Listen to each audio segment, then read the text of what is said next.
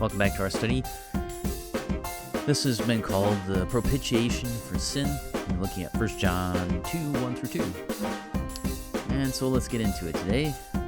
We have to pause here in our study and seek to understand the word propitiation, because that's the next thing that we're talking about. That's the name of the study. What is propitiation? Well, this English word is defined as the act of appeasing wrath and conciliating the favor of an offended person. So propitiation means that someone is angry with you and something is done, or someone has done something for you that takes care of or removes the anger of that person and then replaces that anger with favor. For example, some kid steals my bike and rides it into Lake Michigan. I would be angry about that. But their father comes along and apologizes for what happened, and he pays for me to get a brand new bike. Now the anger is gone, and the relationship is restored.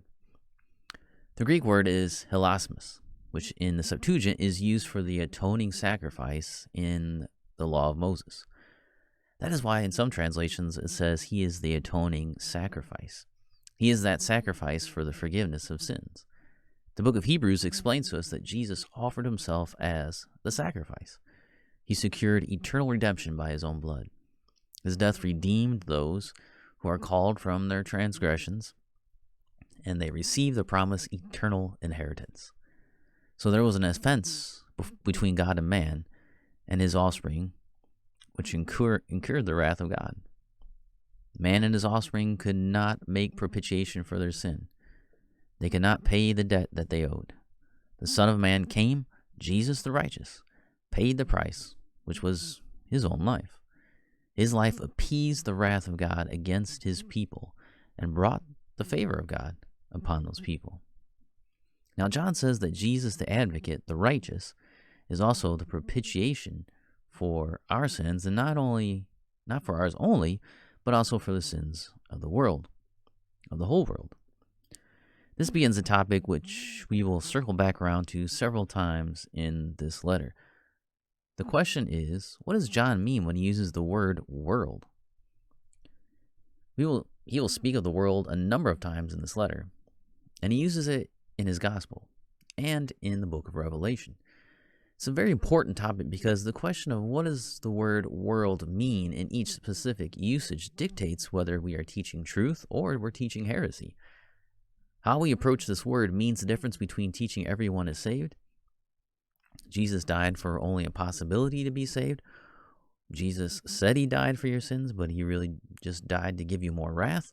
Or Jesus died to save his people from their sins. It all hinges really upon the word world. Often the word world is used with a qualifier that helps us to know what is being talked about. When we hear whole world, what do we assume? All of humanity. Every single person. And since we're talking about salvation, we can't leave out the Old Testament people, so we throw in all humanity for all time. So people have said that John is saying he is the propitiation for us Christians' sins, and not for ours only, but also for the sins of all humanity for all time. And so we have universalism. Everybody is saved, which really contradicts other parts of this letter here and the rest of the Bible. What if we change the our sins to John and the little children he's writing to? That includes some of the context, correct, of the letter here. You still are left with universalism. You still have heresy, just with more context now. Maybe we should read this, that he is the propitiation for our sins, and not only ours only, but also potentially for the sins of the whole world. That's better because you don't destroy the biblical teaching on hell, but you've added a foreign idea to the text. How can a propitiation be potential? He says he is, it does say he is the propitiation.